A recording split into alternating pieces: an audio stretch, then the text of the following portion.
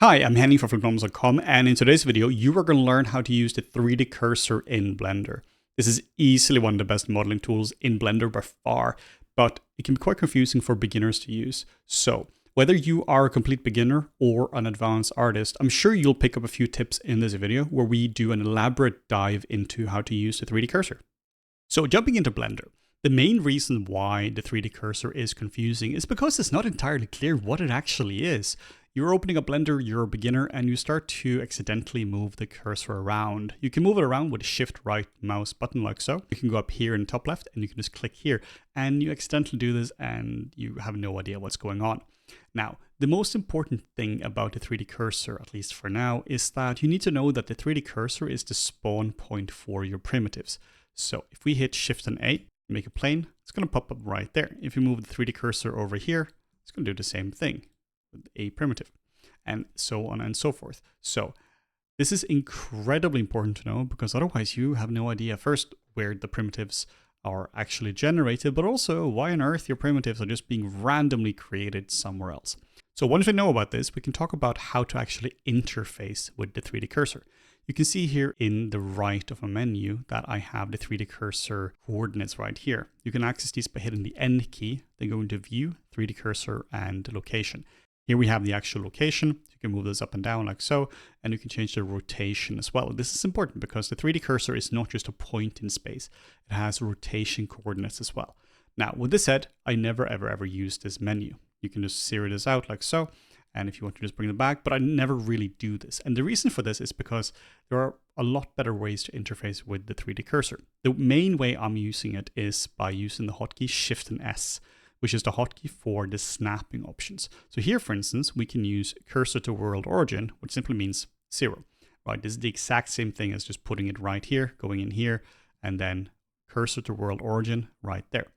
Now this menu here looks a little bit confusing, but really you're only using 3 of these in most cases. Cursor to world origin, that puts it in the center. Then we have selection to cursor, which puts whatever is currently selected to the cursor. In this case here, it's going to put the cone into the center. Shift S, up, selection to cursor, and there we go. Or we can do the opposite, which is Shift and S, and then cursor to selected, which is going to put the cursor at the selection. So these are the 3 commands we use over and over and over again. Shift S, cursor to world origin, Shift S, cursor to selected, and Shift S, selection to cursor. Super easy. We also have to know about the 2 features that are right up here. The first one is a transform orientation, which in this case is set to cursor. And this means that the object is going to be aligned to the cursor. So for instance, if we have rotated the cursor around now, like whatever rotation we've done here, and we start to move this around, and this is set to cursor, we can now move this on the custom axis we just set. This is incredibly useful when it comes to moving things around. We can also scale things and rotate things around as well. The hotkey for this is comma. And right next to this, we have the pivot point, which is right here, or the hotkey, which is period, which is what I use all the time. So if we set this to 3D cursor, and we put the 3D cursor right here, this is now going to scale from this point or rotate from this point, and all objects are going to adhere to this. By default, this is going to be set to median point, which means it's going to be using the origin point in the center right here. So you often want to go between median point and 3D cursor just by hitting the period key and just changing it right here. I personally never use the menus up here. And as last tip before we get into how to actually use the cursor is to go to Edit, Preferences, Key Map, and then here we type 3D cursor, and then we set the surface project to be enabled. It should be enabled by default, and then we change the orientation here to be geometry. This means that this is now going to actually align to the geometry. It's a bit hard to see here in the video because the 3D cursor is actually quite small, but you can see here now that it aligns to this plane. We do the same thing for the cone as well. You can see this aligns to this. You can also change the settings here under the 3D cursor directly. So now we can set this back to view. This means it's just going to be based on the view angle as well. And geometry is fantastic because it just snaps it to this to the angle of whatever is underneath the 3D cursor. So now that we know how to interface with the 3D cursor and how to technically move it around, let's talk about how to actually use it as a tool. Like I mentioned, it's one of the best modeling tools in Blender. Hit the N key just to hide this side panel here. And then we'll have a look at this cube right here. So what we can do is we can go to any one of the verts, Shift S, cursor to selected, and now the 3D cursor is right here. We can now go to the object mode by hitting the tab key, we can now just make a primitive right here, maybe a torus, and now we have a little donut right here. We can do the same thing for the other points as well. Shift S, cursor to selected. Now we can just create a new primitive right here. This is incredibly useful because you can really easily create primitives in very specific spots. So if you need a primitive in a specific spot, there's no reason to make this in the center and then move it here. You can straight up just select this, cursor to selected, and then make this wherever you want it to be. Now, what's particularly handy is that we can also create primitives at an angle. So if we have a surface like this where we want to have a cylinder coming out at the exact same angle of the plane, we can also do that. The alternative would be that we would have to create a cylinder at the origin and then move it around and rotate it, but we can very easily do that right here.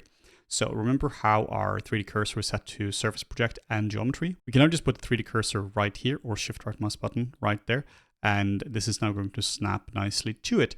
Then we can go into edit mode, like so, and then we select the face right here, and then we do Shift S, cursor to selected, and now this retains the orientation, but the position is different. So now this is bang on in the center. So if we were to now make a cylinder, we can now see that this is in the exact point we want it to be, but it doesn't have the correct orientation.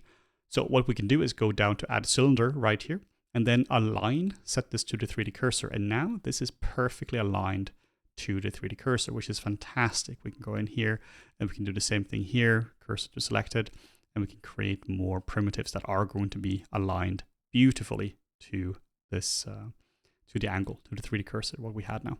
So this is incredibly useful when it comes to creating primitives in very specific points at very specific angles. Next up, let's cover how to move the origin point using the 3D cursor. So the origin point is this orange dot right here. If we now go to pivot and we change this to median point, you can see that this now scales from this point, which means that this is just important to be able to control. So what we could do if we want the origin to be in a highly specific spot is we can go into edit mode, select the point we want, shift and S, cursor to selected, and then we can go to object, set origin, and origin to 3D cursor, and you can see this has now moved. A little tip is you can set this whole menu here to quick favorites, or you can set this here to a quick favorite as well, so you can very easily do this. So you can, for instance, go in here, Shift S, cursor to selected, object mode, Q, and now you can do origin to 3D cursor. Now, this method here has a few steps, and there is a quicker way to do this. This is a bonus tip for you. If you go to Edit, Preferences, Get Extensions, and you search for 3D Viewport Pi menus, and once it's installed, you go to Add-ons, then you go to the Pi menu right here, and you enable Set Origin. We can now hit Control, Alt, and X, like so. And now you get this in one command. So this doesn't use the 3D cursor at all. This is just a nice little tip because this is a little bit lengthy and something you'd use all the time. But this is still a really handy way to do it.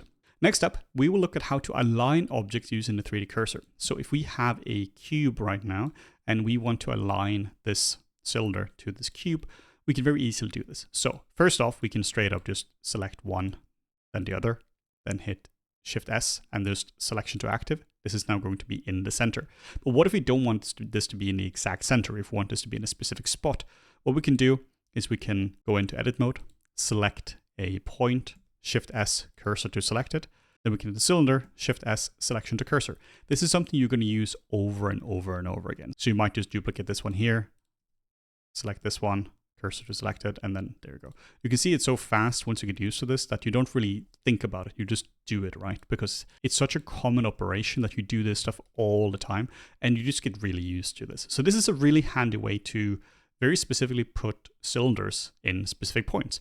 But we can also do this with a object like this. So in this case here, we have a object and we have a bunch of holes for the cylinders. And I want this cylinder to go into these specific holes. And this method is exactly the same. We select a hole right here. This has a polygon right here. Shift S, cursor to selected. Then we select our cylinder and then we do selection to cursor and boom, there we go. But if we want this to be more precise, you can see here it goes through it, right? If you want this to be more precise and we want this to rest on the bottom, what we can instead do is we can select the bottom plane here, then we can Shift S, cursor to selected, and then we can go to object mode and use origin to 3D cursor. And now the origin is right there. And we could, of course, again, use the Control Alt X origin to select it. And that's easy enough to do. Then we can go to the hole here, select the polygon as well, Shift S, cursor to selected. And now we can simply snap these two together. Shift S, selection to cursor. If you find this to be confusing, just experiment with this for a little bit. This is genuinely very intuitive once you get used to it. Then if you want to duplicate this around in the holes, we can straight up just duplicate this a few times like so. I'm not very precise with this because it doesn't really matter. Then we can go in here, Shift S, cursor to selected, select the other one here, and then there we go. So you can see how fast this actually becomes once you've been doing this a few times, right? Like you don't really have to follow this one-to-one. Like this is just something that you can generally use to like this. And there we go. We now filled in these holes really fast and effectively using the 3D cursor and the origin point right here. So for aligning things, the 3D cursor is absolutely fantastic. It's easily one of my favorite features in Blender, and I use this all the time. Next up, I'll show you a really cool way to use the 3D cursor to rotate object around in a radial manner. So here we have an object that has been rotated at an axis like this. This is something you see a lot in hard surface modeling, that you have pieces that are straight up rotated and then the rotation has been baked into the object. And we have this piece here, this little bolt, and we want to rotate this around or duplicate and rotate this around so this fits perfectly. We could of course go in here and just Shift D and move this around, but this is annoying because it's at an off axis like this, so it's going to take a bit more time, but also because it's not very precise. We want this to be pretty much in the center of the object. So what we can do here is we can select the object, go into edit mode, and then we just Shift right mouse button, drag on top of this just to align it like so. Then we can Shift S and cursor to selected, and now this is selected right here. Then we select our little bolt with the comma key and make sure that the orientation is cursor, because otherwise it's not going to orient correctly. And then make sure the pivot point is cursor as well, meaning you would go up here, change the orientation to cursor, and we go up here and we change this, the pivot point itself to cursor. Then we can duplicate the object, Shift and D. I prefer to use a rotation tool for this. Hold on the Control key, and now you can see we can snap this perfectly, like so.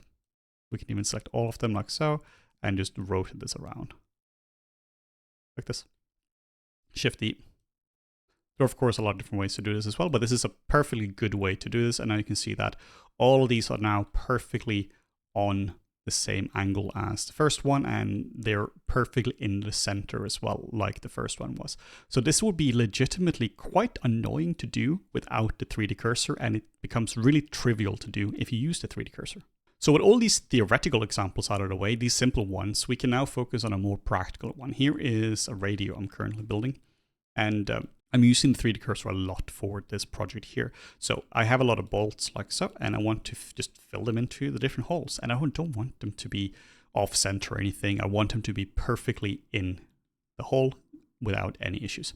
So what we'll do is we are going to just first ensure that all of these little bolts have the origin point in the center. You can see they are in the center because it's this little dot is right here. If not, you can very easily go under object, set origin, and then we can just origin to geometry. I also have a hotkey for this, which is Alt and W, which makes this really easy.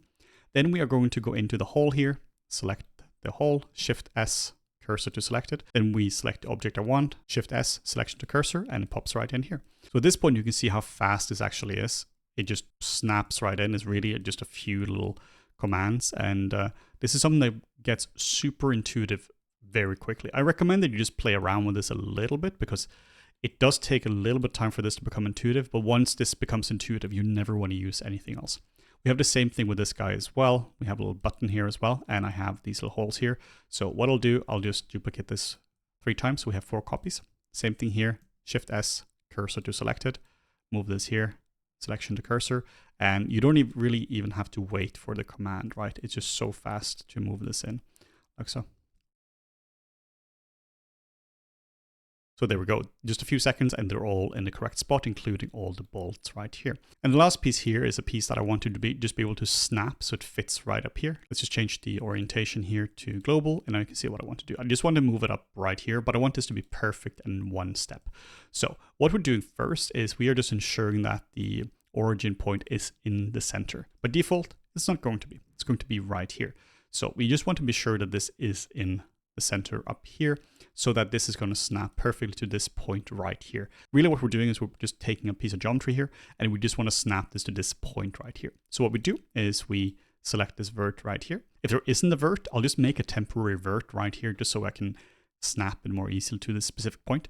Then Shift S, cursor to selected. Then we go to object mode. In this case, Q for quick favorites, and then origin to 3D cursor, and now this has been snapped here, or our little Aki hotkey here, just origin to selection, which just makes this a lot easier right here. So nice and easy. Then we go to this piece right here and then select this point, which I want to snap the whole thing to, Shift S and then cursor to selected. And now we are almost done. Now, if we use this feature here, selection to cursor, it's going to snap perfectly into place. So this is how I use the 3D cursor. It's legit one of the best modeling tools in Blender. And if you're intimidated by how to use it, I highly recommend that you just try the examples that I used in this video right here, where you just block out a few examples. You try to snap an object to another object. You try to move the origin point around, and you just generally try to experiment with the spawn points as well for primitives. If you do this, your modeling experience of Blender is just going to be a lot smoother. So that's it for this video. If you enjoyed this video, make sure to like, comment, and subscribe. We'd love to hear your opinions about this video. And if you have any cool tips about Blender or the 3D cursor, let me know. I would love to learn more about this as well. So cool. See you in the next video.